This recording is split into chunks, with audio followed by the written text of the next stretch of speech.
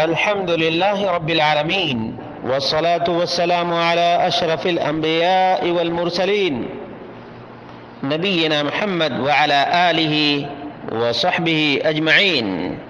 قال الله تعالى: يا أيها الذين آمنوا أطيعوا الله وأطيعوا الرسول. ایمان والو، اللہ کی اطاعت کرو اور رسول مکرم صلی اللہ علیہ وسلم کی فرما برداری کرو. اسی طرح سے اللہ رب العالمین نے فرمایا: یا ایھا الذین آمنوا لا تقدموا بین یدی اللہ ورسولہ. ایمان والو، اللہ اور اس کے رسول سے آگے نہ بڑھو. اللہ کا فرمان، رب کا قرآن ہدایت کا پیغام بر ہے. محمد مصطفیٰ صلی اللہ علیہ وسلم کی سنت ہدایت کی ضامن ہے. رسول مکرم صلی اللہ علیہ وسلم نے صاف لفظوں میں بیان کیا اور اپنی وفات سے کچھ ایام پہلے اس بات کی وصیت کی: ترکت فیکم امرین لن تضلوا ما ان تمسکتم بہما کتاب اللہ و سنتی. رواہ الحاکم والامام مالک فی الموطا. کہ میں جا رہا ہوں تمہاری ہدایت کے لیے، دو چیزیں چھوڑ کر جا رہا ہوں. جب تک تم ان دونوں چیزوں کو تھامے رکھو گے، مضبوطی سے پکڑے رکھو گے، ضلالت اور گمراہی کے قریب نہیں جاؤ گے. وہ دو چیزیں رب کی کتاب اور اپنی سنت. دو چیزیں نبی کریم صلی اللہ علیہ وسلم نے ہدایت کی گارنٹی کے لیے چھوڑی ہیں. اب اگر کوئی آج کہتا ہے کہ قرآن سنت سب کو چھوڑو، پیر کو پکڑ لو، مرشد کو پکڑ لو اور اللہ تک پہنچ جاؤ، تو کیا اللہ سے آگے نہیں بڑھتا جا رہا ہے؟ کیا یہ اللہ کے رسول صلی اللہ علیہ وسلم کے فرمان کو بالائے طاق نہیں رکھ رہا ہے؟ یقیناً یہی وہ چور راستہ ہے جس کے ذریعے سے دین اسلام پر یہ سادھو لوگ نقب زنی کرتے ہیں. یہ نقب زنی ہے، یاد رکھنا. اللہ رب العالمین نے بچے کے لیے ماں باپ کو ذریعہ ضرور بنایا ہے، اور اللہ رب العالمین نے اس کو آدم سے لے کر اور رہتی دنیا تک کے لیے نظام بنا دیا ہے. لیکن پیر و مرشد اور یہ پگاڑا، اس کا سسٹم کہاں سے آیا؟ بولو.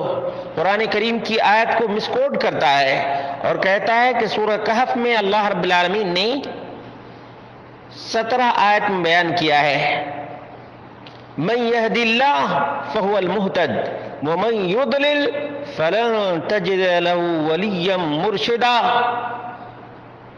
اللہ تعالیٰ جس کی رہبری فرمائے، یاد رکھنا، اللہ رب العالمین جس کی رہنمائی کرے وہ راہ راست پر ہے، اور جسے وہ گمراہ کر دے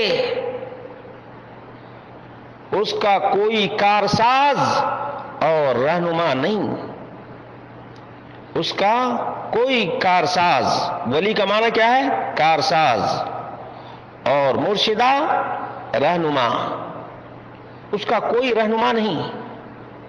اس آیت کو نبی کریم صلی اللہ علیہ وسلم نے سمجھا یا نہیں سمجھا؟ یقیناً سمجھا.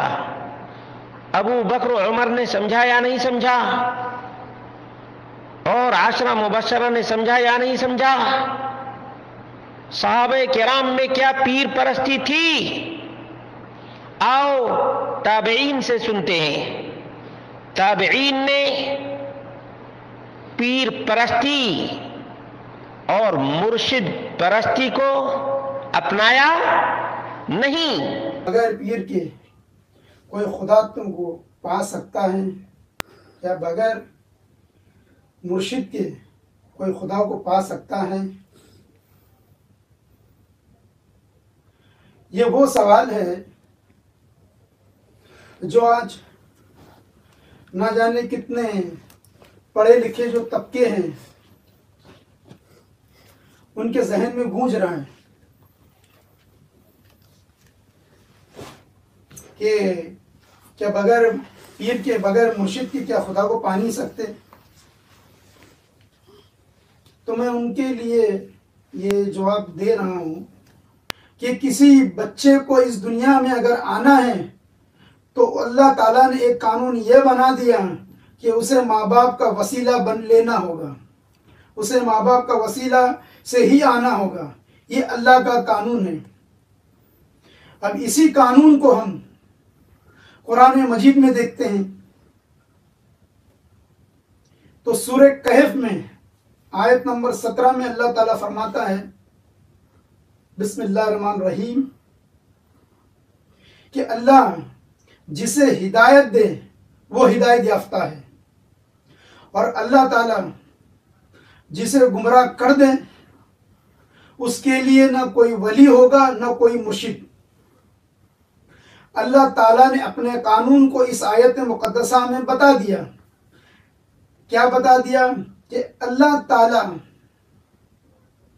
جس کو اپنا قرب عطا کرنا چاہتا ہے، ہدایت سے مراد وہ قرب ہے، کہ اللہ تعالیٰ جس کو اپنا قرب عطا کرنا چاہتا ہے اس کے لیے ایک ولی مقرر فرما دیتا ہے، اس کے لیے ایک مرشد مقرر فرما دیتا ہے. اس لیے قرآن مجید میں واضح طور پہ ولیون و مرشد لفظ استعمال ہوا.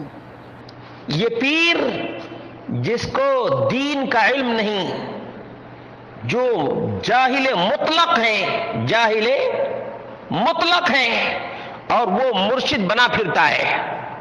کیا بنا پھرتا ہے؟ مرشد.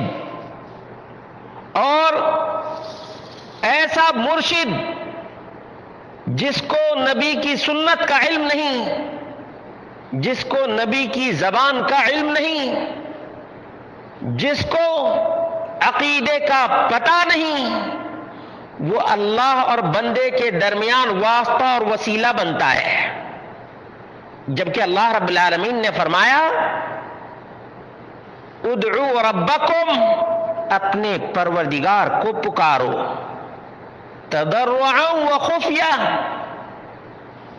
آہستہ آہستہ گریہ وزاری کرتے ہوئے اور نہایت ہی دلی توجہ کے ساتھ اللہ رب العالمین سے ڈائریکٹ مانگو، دعا کرو. یہ پیر و مرشد بن کر، چنڈال چوکڑی بن کر لوگوں کو گمراہ کرنے کا ٹھیکہ لیتا ہے اور اللہ واحد کے ساتھ اپنے آپ کو جوڑتا ہے، جبکہ اس کی کوئی ویلو نہیں اور نہ اس کی کوئی اہمیت ہے. صحابہ کرام، تابعین عظام اور تبع تابعین کو دیکھ لو، ائمہ کو دیکھ لو، ان کا کون مرشد تھا، ان کا کون پیر تھا؟ بولو. یہ اپنے آپ کو حنفی سمجھتا ہوگا. اب حنفی ہے تو اس کو حنفیت سے دلیل دینی چاہیے. یہ تو ہے نرا مقلد اور یہ بات بڑی بڑی کرتا ہے. اس کے امام نے یہ بات کہی ہے کہ اللہ تعالیٰ تک پہنچنے کے لیے پیر و مرشد کی ضرورت ہے؟ نہیں. یہ سورج، یہ چاند، یہ سب ختم ہو جائیں گے لیکن یہ اپنے امام سے یہ پیر و مرشد کی دلیل پیش نہیں کر سکے گا، کیونکہ یہ مقلد جاہل ہے. اس لیے نوجوانوں، تمہیں رب کی کتاب کافی ہے اور نبی مکرم صلی اللہ علیہ وسلم کی سنت کافی ہے. ان پیروں اور جھوٹے مرشدوں کے چکر میں کبھی بھی نہ آنا. انہیں تمہاری جانکاری کا احساس ہوتا جا رہا ہے اور یہ احساس دلانے کی ضرورت ہے کہ واقعتاً ان پیر پگاڑوں کا قلع قمع ہونا چاہیے اور اسلام کے نام پر یہ بھگوا دھاری لوگ کلنک کا ٹیکا ہیں. یہ علم سے دور کرنے والے ہیں، جہالت کو عام کرنے والے ہیں اور صوفیت کو پھیلانے والے ہیں. سنت کو مٹانے والے ہیں. اس لیے نوجوانوں، اللہ رب العالمین پر بھروسہ کرو، اللہ رب العالمین سے لو لگاؤ، اللہ رب العالمین سے التجا اور فریاد کرو. اللہ رب العالمین ہی اپنے دین کا حامی ہے اور اپنے دین کا ناصر ہے، اور وہی مسلمانوں کو کامیابی اور کامرانی سے ہمکنار کرنے والا ہے.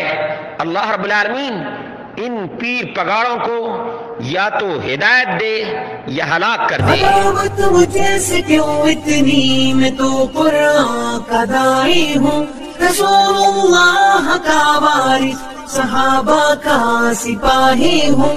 مجھے ہے کفر سے نفرت، میں تو حق کا فدائی ہوں. زمانے کے ہر ایک ظالم، ہر جابر سے لڑتا ہوں. مجھے جو